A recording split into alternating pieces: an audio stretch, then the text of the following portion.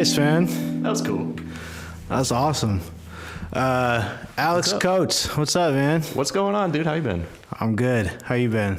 Oh, pretty good. I'm super excited to hear about this this beautiful guitar that you brought here in the studio today. Man. Just got this thing yesterday. Just yesterday? Yeah, I'm super excited about it. Awesome. Haven't gotten to sit down with it for too long. Yeah. But so right off the bat, one of the coolest things I'm noticing, I don't know if it translates to the camera or not, but is the changing colors.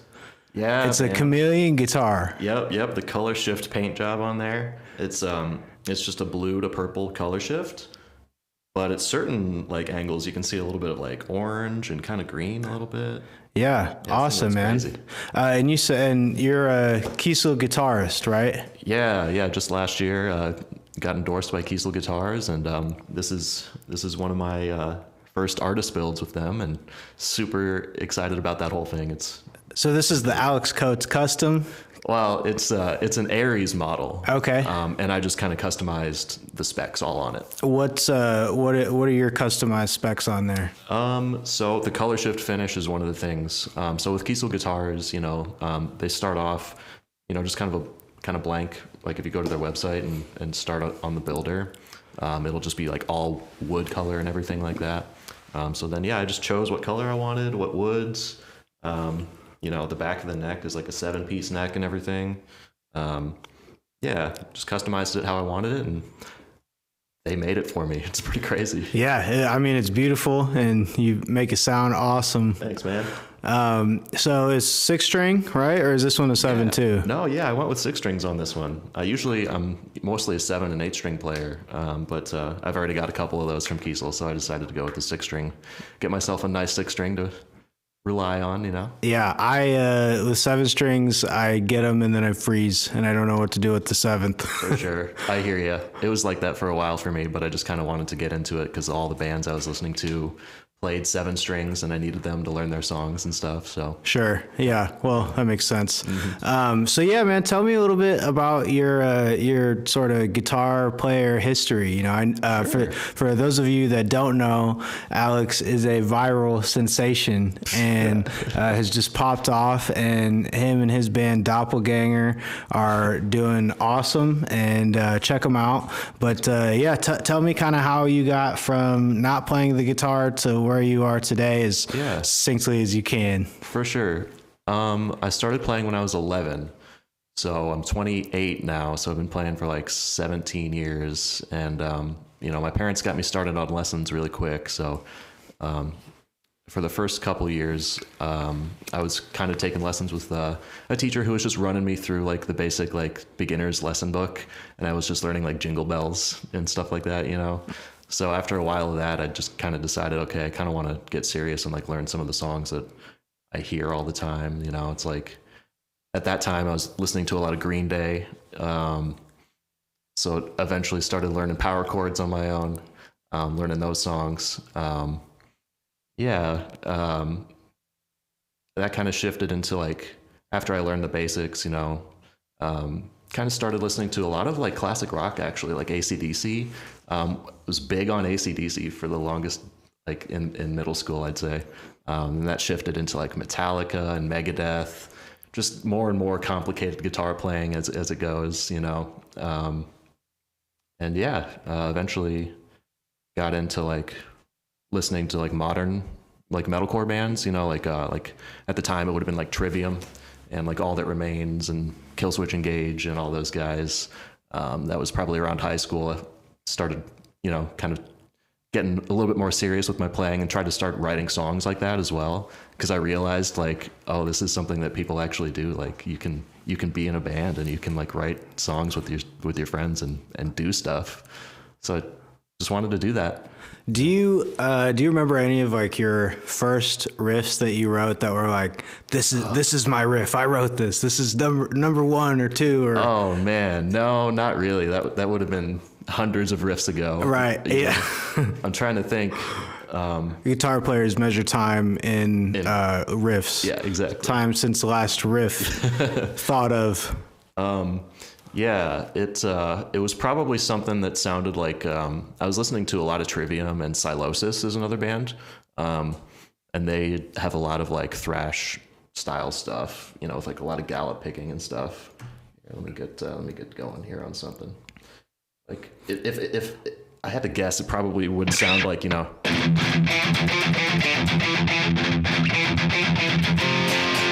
Stuff like that. Yeah. You know, yeah. some of the Metallica rip-off riffs. Nice. Yeah, man. One thing that you are clearly very good at is like sweeping and speed. And like that's one thing that metal players have that I just myself as a guitar player, I've never really been able to fully grasp, which is like things like the sweeping and just like the super fast noodling, like the Fire and Flame style. Exactly. You know, as Guitar Hero kind of championed. Yeah, man. How did you get into that, man? What was the process of like, I mean, I watched some sweeping videos enough to learn like, yeah, I think I'm a different kind of guitar player. It was, I mean, for sweep picking, I mean, that's one of those techniques that's like you spend so long on it and then one time eventually just kind of clicks and it's like, oh wow, you know, this was easier than I thought. You know, I don't know, I had to learn it because I was probably learning some Megadeth or something like that at the time, and I wanted to learn a Marty Friedman solo or a Dave Mustaine solo,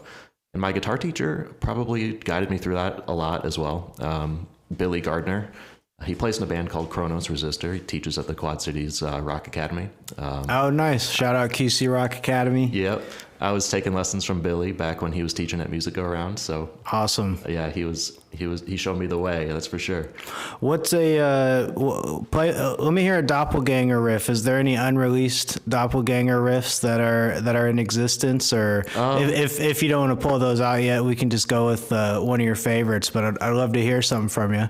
Yeah, I can play.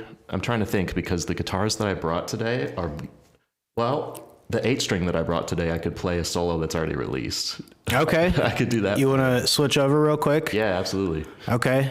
In the meantime, I'll just, while you're transitioning, I can kind of noodle around here. It's not going to be any kind of crazy sweep picking or anything like Mr. Coates here, but it'll be enough to transition us. Actually, never mind. Let's just cut and edit this out. Oh, we don't even have to do that. It's happening so fast. Don't go anywhere. I'm sitting on a cable. There we go. We're very attached to many chords here. There we go. All right. Awesome. Yeah, so as far as unreleased, I need to get around to writing some more stuff, to be completely honest with you. But I can play some released stuff. No pressure. You only have a giant viral audience waiting on you for content. They're all just at every waking moment. They're all just waiting on the edge of their seat. So from I Was God Once, let me try to play that.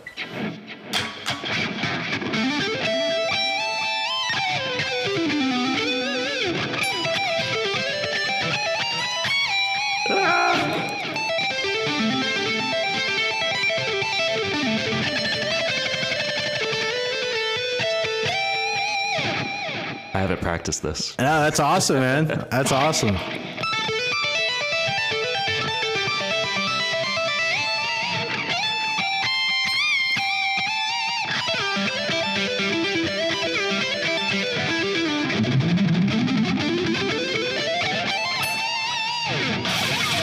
A little rusty. Yeah, no, sounds great, man. Thanks. So walk me through the process of creating something like that. You know, are you going note by note? Do you take it in, measures, or how do you approach something like that? As far as writing solos, most of the time I'll try to have a chord progression in mind, have a rhythm, like a riff underneath it.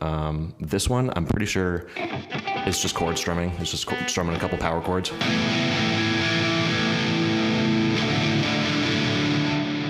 So once I have that recorded and I have a little like blank spot in the song, I'll just kind of like hit record and just improvise some lines over it until I'm happy with what I hear. And then a lot of times I'll have to go back and relearn it, which is like the really annoying part. I definitely experienced that. I'll record something on video, and then my only fan, my fiance, will be like, "Oh, play play my song." I'm like, Hell yeah. "That one's actually hard, and I don't remember it." I know how that goes. Yeah, I need to be better about like writing down my stuff. I used to, before I started recording and writing at the same time, I would just tab out all my riffs on Guitar Pro, and they would just be tabbed out already. You tab out the whole solo? Like just as I'm writing it. Like I'll come up with an idea in my head, and I didn't know how to record at the time, so I would just tab it out and have it in Guitar Pro and play it. Oh, that's cool. Shout out Guitar Pro. I love Guitar Pro. Yep. I should do that more often because it would be super helpful and save me time. But now I just go back, and it's a whole other process relearning it and tabbing it out. But by the way, this is now, I don't know if it's blue on camera, but it was totally purple when it was in front of me, and now it's like true cool. Aqua blue. That is awesome. That's badass.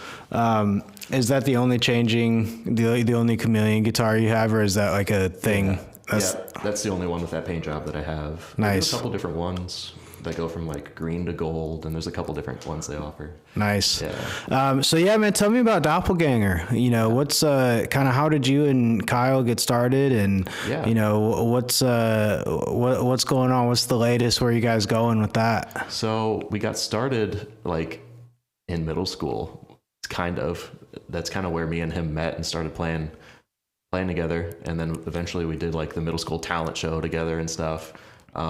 And then, we were writing just little riffs here and there, putting stuff together in our bedrooms and stuff. And after high school, we got together with a couple other people and formed Doppelganger, like officially started playing shows and stuff. And it's been like 10 years now, and it's back to just me and Kyle. And so, you know, right now the plan is just continue writing and releasing stuff online, because in the last year or so, that seems to be what's been doing really well for us. So. Yeah, so tell me a little bit about that, man. You are obviously a fantastic guitar player, but like you don't have any, you know, you don't know the head of Instagram or TikTok. You know, walk me through what it was like for you to just kind of create some content, and then, you know, I've never had content go viral, so I don't know what that feeling of like coming back and seeing it like keep going up is. But yeah, it's super exciting, that's for sure. It was like, you know, one of those surreal kind of feelings, because I posted a little video of me standing at my job. I work at Guitar Center, and so I was just like posted a silly little video because I saw somebody else who works at Best Buy say something along the lines of, "I'm a rapper who sounds like this, but I still have to work at Best Buy," and he went viral. So I just copied his idea, and I was like, "I'm a guitar player, my band sounds like this, and I have to work at Guitar Center," and it got like 2 million views or something like that. Something ridiculous. Man, just that simple clip, but you had the Doppelganger audio in there. Yeah. And it was just you standing there, right? Yeah, that's awesome, man. So what was kind of the, you know, response? What have been some of the things that have come as a result of that? It's been crazy. I mean, it got us so many new followers, you know, on our band account and our personal accounts and stuff, and like just so many more new eyes on us. A lot of people who we've always been trying to reach, you know, instrumental metal fans. A lot of people found us and fell in love with us, and we've had like serious support from them for like over a year now. It's been mind blowing. And then on top of that, because of the following, I've been able to work with the Kiesel guitars and everything. Like my favorite guitar company in the world is endorsing me, and it's like just mind blowing. It doesn't, you know. Were you a Kiesel player before the content popped off? Yeah. So awesome. I was already playing their guitars, and I reached out to them and got to talking with Chris over there at Kiesel. Shout out Chris Johnson. And it was perfect. It was so sick. Yeah, let's see that viral clip.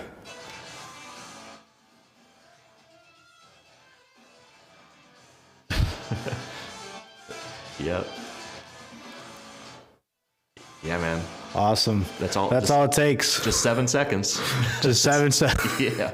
Apparently that's all it takes to get 2 million views. It's just a silly little video while you're working.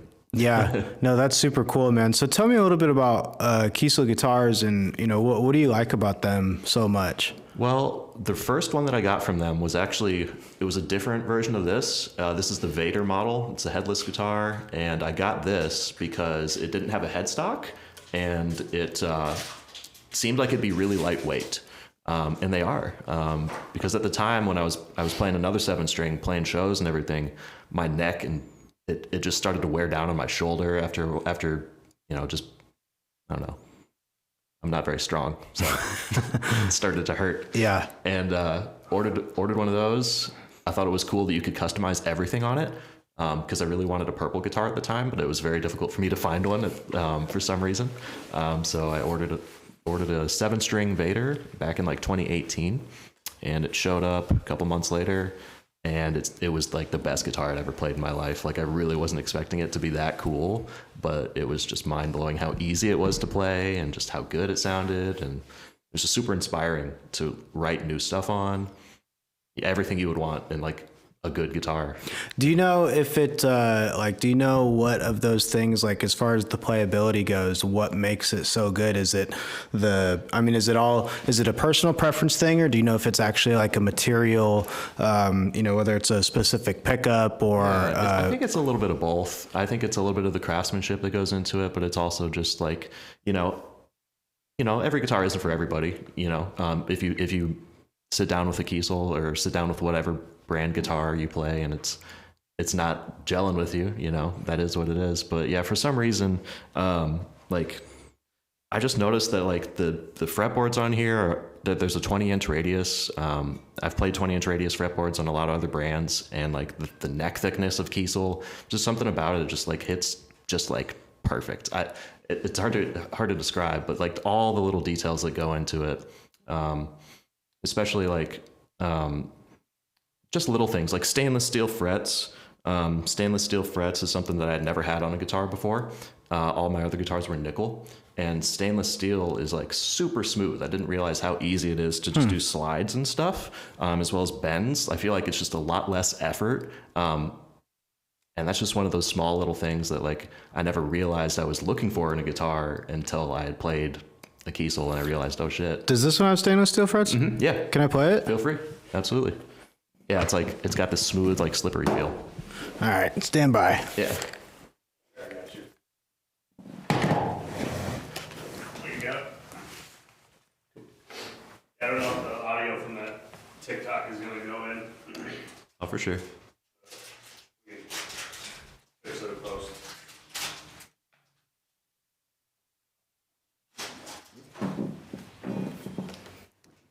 Hell yeah.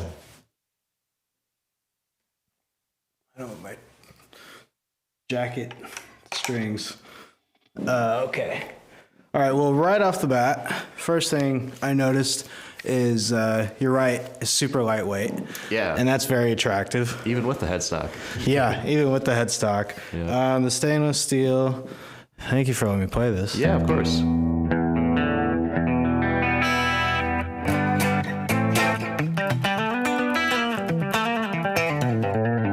Oh yeah. Like, I don't know what it is, but I feel like I can play better.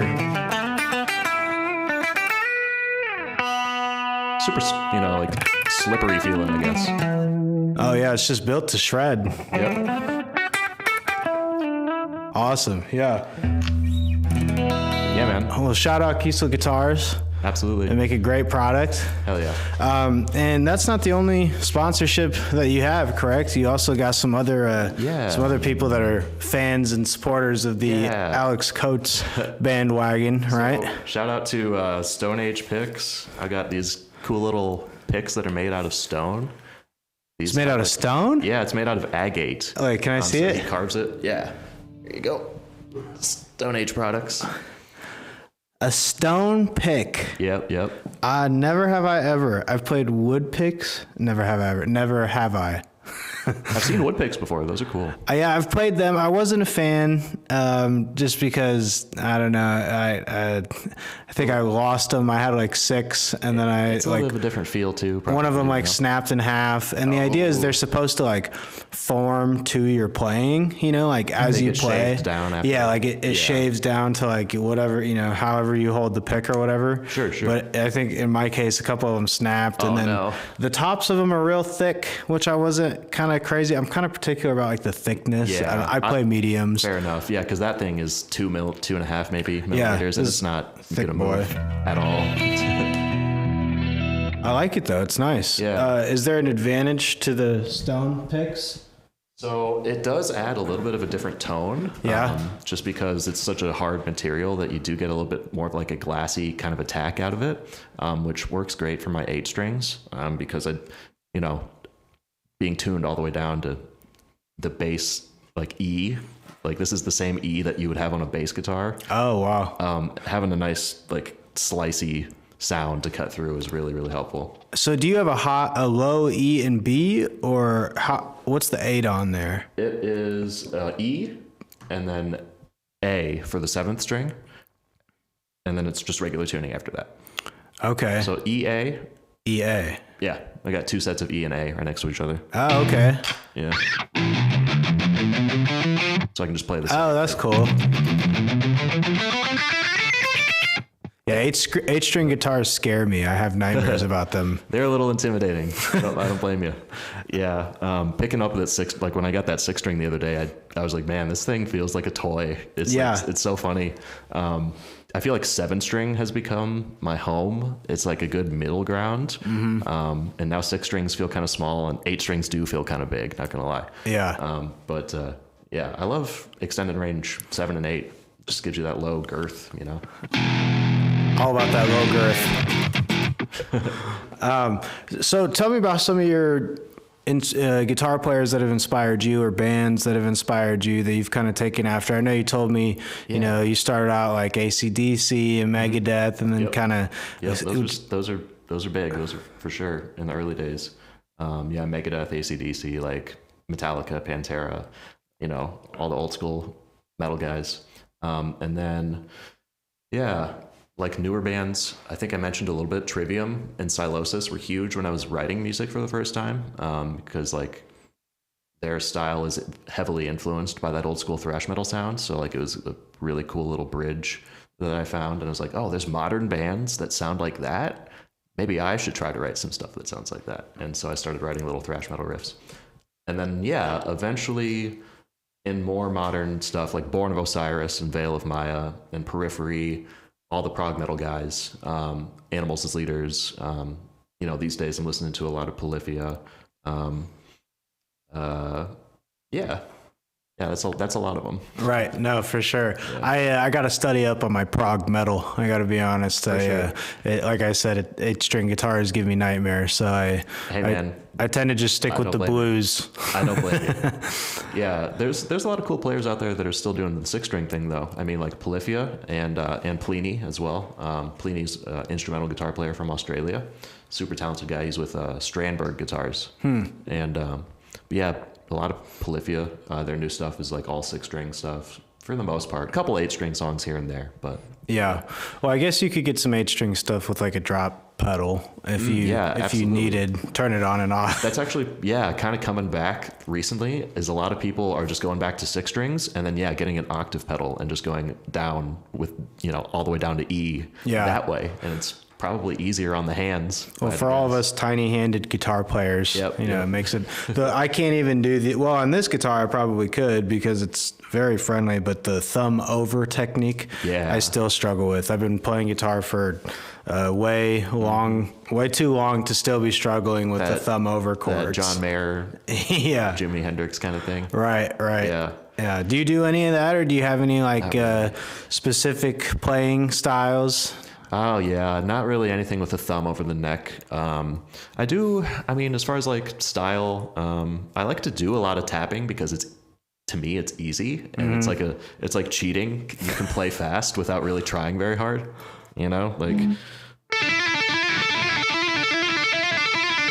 It's like barely. What is that? Movement. So Is that on the B or G? G. You tap. Yep.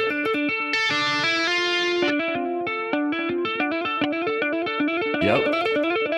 There you go. Yeah. Yep. It's awesome. Yeah. So you just picked it up in like 2 seconds. Well, I know a little bit of tapping because what guitar player hasn't tried to learn Eruption at one point? Exactly. You know. Yeah. Mm-hmm. So yeah, man. Tell me about like what's. Mm-hmm. Oh, I just totally had a brain fart. Like a certain exercise or like technique. Yes. What? Give me some. I know for myself, like whenever I pick up a guitar, I almost always run this scale. For sure. Oh, well, I already messed it up. But what are some of your like go-to like riffs and runs and stuff like that?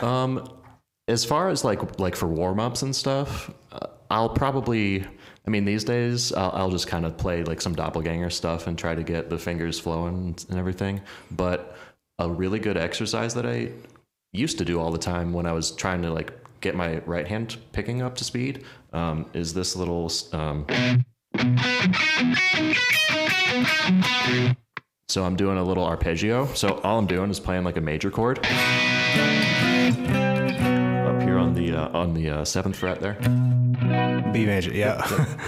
I'm confused looking at the 8th string. I'm like, I know. All you got to do is kind of skip string. It's a John Petrucci exercise from Dream Theater. That's like on his like Rock Discipline DVD. That's on YouTube, and you can get way better exercises from him. But this is one I stole from him. We went the Alex Coates version. Yep. So the idea is to make sure you're alternate picking every note, which can get kind of hard. And then also you want to skip every other note in this arpeggio.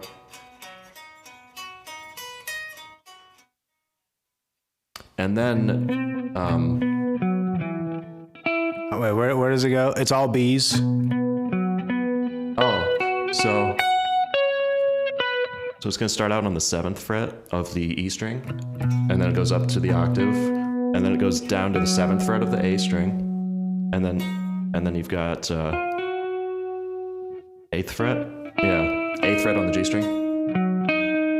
Mm-hmm. Oh, I see.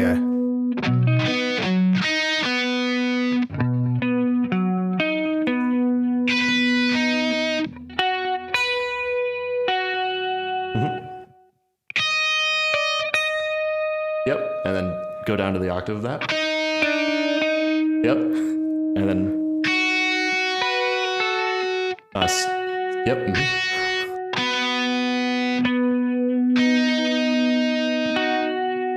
G string. Yep.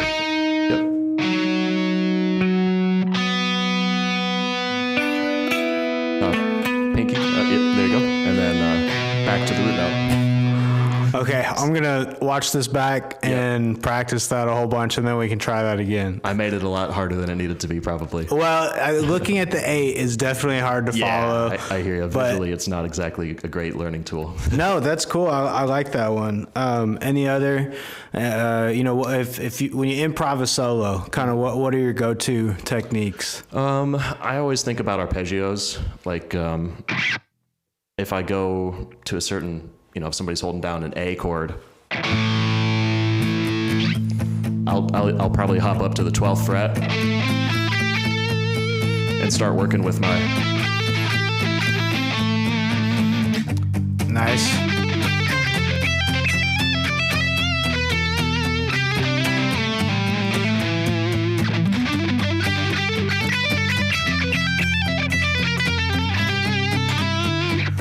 Yeah, a lot of the time I'll mess around with arpeggios like that,